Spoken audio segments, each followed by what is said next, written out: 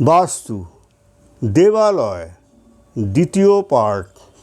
নমস্কার বন্ধুগণ, আশা করি ঈশ্বরের কৃপায় আপনারা সবাই ভালোই আছেন। আমি রামপ্রসাদ ব্যানার্জি কলকাতা থেকে বলছি। আজ আমি বাস্তুশাস্ত্র অনুযায়ী বৃহৎ মন্দিরগুলির ব্যাপারে, অর্থাৎ ঘরের বাইরের, যেমন পাহাড় পর্বত ও নদী সমুদ্রের তীরে অবস্থিত পৌরাণিক মন্দিরগুলির ব্যাপারে প্রথম পার্টে আলোচনা করেছিলাম। আমি এখানে দ্বিতীয় পার্টে ঘরের মধ্যে অবস্থিত দেবালয় বা মন্দিরের ব্যাপারে আলোচনা করব। হিন্দু ধর্মে পুজোর জন্য একটি বিশেষ দিক নির্দেশ করা হয়েছে।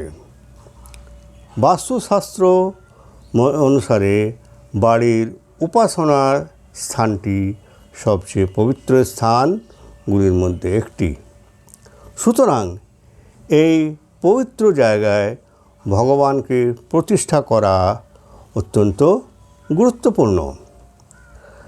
বাড়ির পুজোর জায়গায় অধিষ্ঠিত দেবতাকে প্রতিষ্ঠা করার জন্য ঈশান কোণকে অত্যন্ত শুভ বলে মনে করা হয়।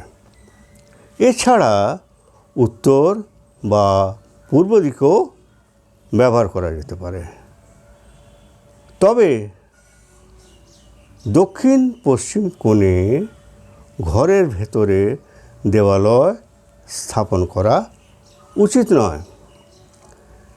দেবালয় বেডরুমের ভিতরে, রান্নাঘরে বা টয়লেটের দেওয়ালের সাথে লাগোয়া হওয়া কোনো মধ্যেও হওয়া উচিত নয়। সিঁড়ির নিচে বেসমেন্টে দেবালয় তৈরি করা উচিত নয়। পুজোর ঘর সব সময় খোলামেলা, পরিষ্কার পরিচ্ছন্ন ও আলো বাতাসের সুব্যবস্থা রাখা দরকার। দেবদেবীর মূর্তি ও মুখ পুজো করার সময় যেন পূর্ব বা উত্তর দিকে থাকে। মূর্তিগুলি যেন দেওয়ালের থেকে কিছু ফাঁকা রেখে কোনো সিংহাসনে রাখা উচিত। মূর্তিগুলি যেন একে অপরের মুখোমুখি রাখাও উচিত নয়। দেওয়ালের রং সাদা, হালকা হলুদ বা হালকা আকাশি রঙের ব্যবহার করা যেতে পারে। দেবালয়ের ভিতরে ধূপ দ্বীপ দক্ষিণ পূর্ব দিক করে রাখা উচিত এবং ধূপদীপ এই দক্ষিণ পূর্ব কোণে জ্বালানো উচিত।